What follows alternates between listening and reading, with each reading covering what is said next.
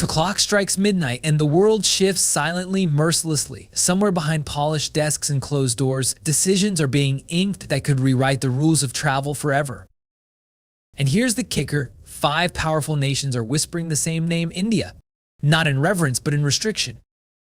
What happens when the jet-setting dreams of 1.4 billion people collide with invisible walls? Walls built not of stone, but of suspicion, politics, and fear. Could this mean canceled trips, shattered aspirations, or worse, India becoming a pariah in the global travel landscape? But wait, why? What's driving these nations to tighten their borders so drastically? Is it overpopulation, security fears, or something darker, something they're not telling us? Hold your breath. The reasons we're about to unravel are as shocking as they are unpredictable. And as the dots connect, you'll see a story so gripping, it feels pulled straight from the pages of a dystopian novel. This is no mere update, it's a warning. A storm is brewing for Indian travelers, and its first raindrops are already falling. Stay sharp because the twists ahead are sharper than a dagger. Number 5. Japan. Japan, the land where ancient traditions meet futuristic innovation, is suddenly facing an unexpected dilemma in 2025. At first glance, everything seems perfect, from the neon-lit streets of Shinjuku to the peaceful temples of Kyoto. But here's the thing, my friend, there's a growing tension lurking beneath the surface. Japan, known for its strict and cautious immigration policies, might be about to take a drastic step, imposing serious travel restrictions on Indian nationals.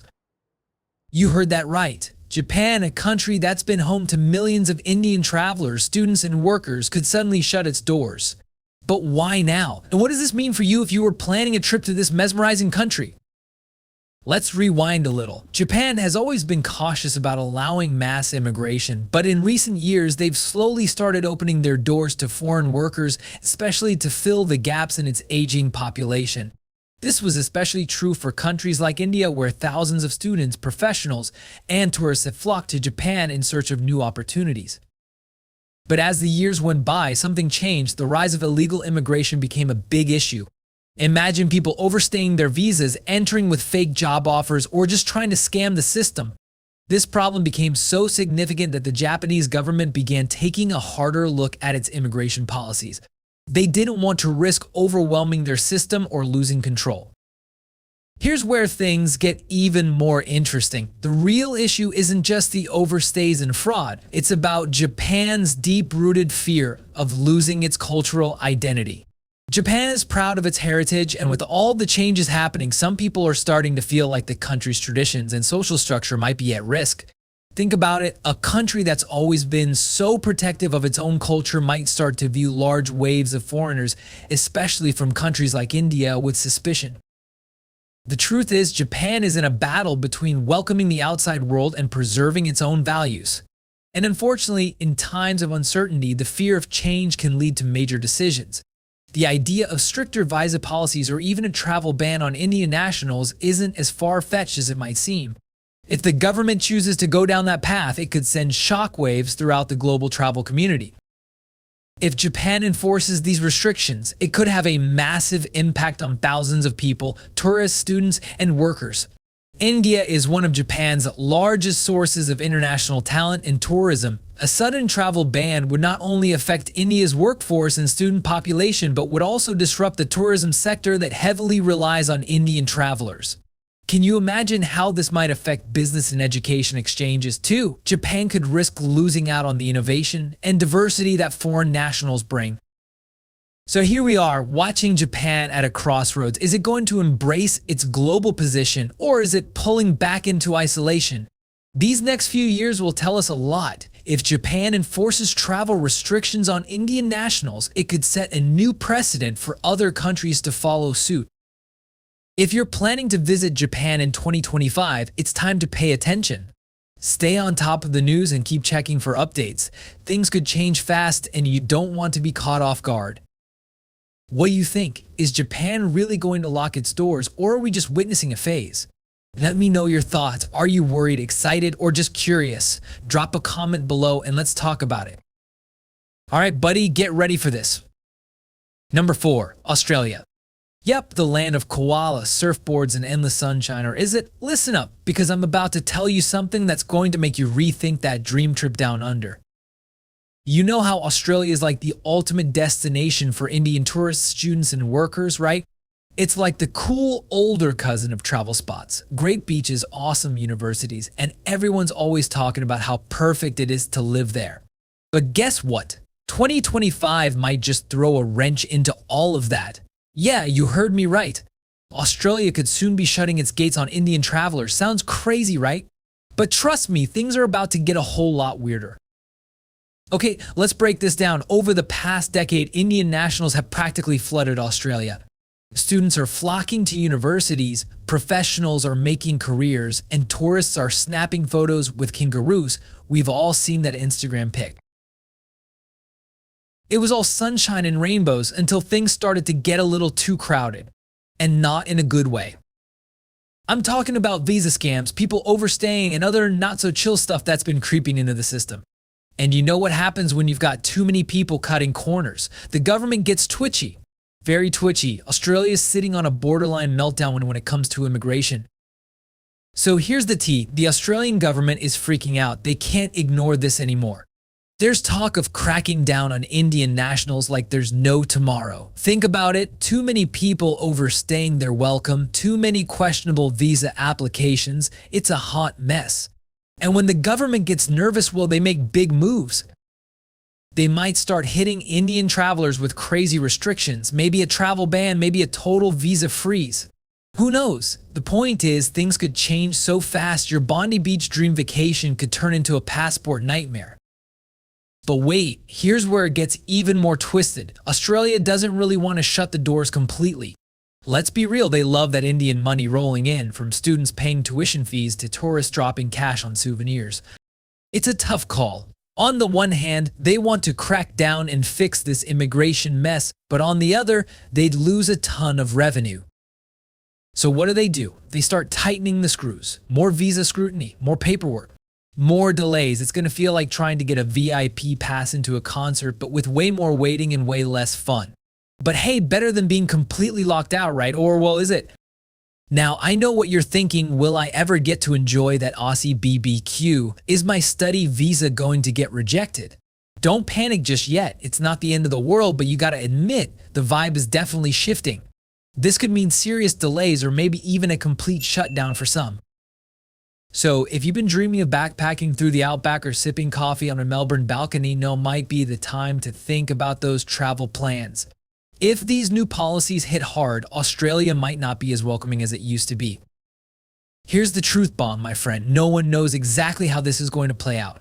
But the fact that we're talking about it should tell you everything. Australia is at a crossroads. They've got to balance the economic boom from Indian visitors with keeping their borders tight. It's like walking a tightrope, and we're all just waiting to see if they slip. So what's your take? Will Australia turn into a fortress, or will it stay the laid-back paradise we've all dreamed of? Drop your thoughts in the comments. We gotta talk about this because you know I'll be staying tuned to see if they actually go through with it. Who knows? Maybe we'll be eating kangaroo burgers with no visa problems, or maybe not. Number 3, the United Kingdom.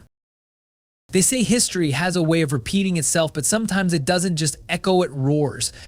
The United Kingdom, once a beacon of opportunity and grandeur, is now teetering on the edge of something unsettling. And if you're an Indian traveler dreaming of strolling through the cobblestone streets of London or savoring tea by the Thames, you might want to brace yourself. Trouble is brewing, and it's not the kind you can fix with Earl Grey. Here's the thing, the UK has always had a bit of a love-hate relationship with immigration. Sure, they love the cultural richness, the talent, and let's be honest, the money that international travelers bring in. But lately, that welcome mat is starting to look more like a tripwire. Why? Let's dig in. Post-Brexit, the UK has been on a mission to control its borders like never before. And while they've been busy recalibrating policies for European neighbors, something unexpected has crept into the mix. A rising tide of suspicion, and Indians are suddenly under the microscope. It starts innocently enough, students flocking to prestigious universities, tourists snapping selfies at Buckingham Palace. workers contributing to the economy. But scratch beneath the surface, and you'll find whispers of concern, visa overstays, fraudulent applications, and fears of overcrowding. The government is taking notice. What used to be routine visa applications are now being scrutinized like a bank vault after a haste.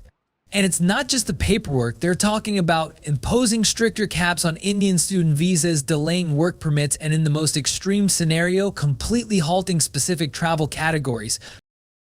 Does that sound fair? Of course not, but when has fairness ever been the currency of geopolitics? Here's where it gets murky. The official line is all about streamlining immigration, but there's more to it. The UK's growing unease isn't just about visas or overstays, it's about control. Control over a system they fear might spiral into chaos. For Indian travelers, this spells uncertainty. Will you get approved, denied, stuck in bureaucratic limbo? The fear isn't just about rejection, it's the not knowing. That's the killer. But let's not sugarcoat it, there's a deeper layer to this story.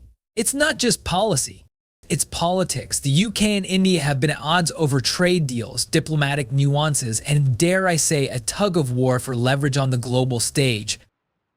This isn't just about you or me booking a plane ticket, this is about countries playing chess, and sometimes pawns get sacrificed. Here's where the intrigue deepens. If the UK goes ahead with these restrictions, it won't just be a slap in the face for Indian travelers, it'll ripple across industries, relationships, and even global perceptions. But will they? Or is this all political posturing? For now, all we have are questions and an unsettling quiet from across the pond. The United Kingdom isn't saying much, and maybe, just maybe, that silence is the loudest warning of all. What do you think? Could this really happen? Or is this just a storm that'll blow over? Number 2, Canada. Canada, the land of maple syrup, towering mountains, and politeness so refined it feels like an art form. But beneath that friendly facade, there's a chill creeping in, a chill that could soon freeze Indian travelers in their tracks. What's happening in the Great White North, and why does it feel like something big is about to go down? Let me set the stage. For years, Canada has been a dream destination for Indians. Whether it's students chasing world-class education, workers seeking better opportunities, or families longing for a slice of the peaceful Canadian life, the doors have always seemed wide open. The numbers tell the story. Indian nationals make up a significant chunk of Canada's immigrant population. From bustling university campuses to tech hubs in Toronto and Vancouver, Indians have been contributing to Canada's growth in ways that can't be ignored. But then cracks started to show. It began subtly. Visa backlogs grew longer, whispers of overstays got louder, and news of fraudulent applications started making headlines. For every student with a legitimate dream, there seemed to be a shadow, a scam agency, or fake document trying to game the system. And then came the political tension. Canada and India have hit a few bumps in the road, diplomatic spats, trade disagreements, and even allegations that strained their historically amicable relationship. Here's where it gets tricky. Canada's government is under pressure. On one side, you have critics calling for stricter immigration controls. On the other, you've got industries crying out for skilled workers and international students. The result? A tug of war that's left Indian travelers in an uncomfortable limbo. So what's next? This is where things get nerve-wracking. Canada is considering some drastic moves. We're talking stricter visa policies, harsher scrutiny on student applications, and even the possibility of slashing work permits for Indian nationals. Some reports suggest entire travel categories could face freezes, effectively cutting off access for thousands of Indians each year. And here's the kicker, the justification for these measures isn't just administrative. It's deeply tied to politics. Canada's government may be using immigration as a bargaining chip, and Indian travelers could find themselves caught in the crossfire. Pause for a second. Can you feel that unease? The thought of planning a trip, applying for a visa, and then waiting weeks, maybe months, only to hear a dreaded no. It's not just the rejection that stings, it's the uncertainty, the limbo, the sheer helplessness of it all. But it's not just individuals who'll feel the heat. If Canada tightens the reins, the ripple effect could touch everything from education to tourism to international relations. This isn't just a policy shift. It's a storm brewing on the horizon. So what do you think? Is Canada really about to make this move, or is it all just political posturing? And if they do, what will it mean for Indian travelers and the global stage? Let's talk about it in the comments.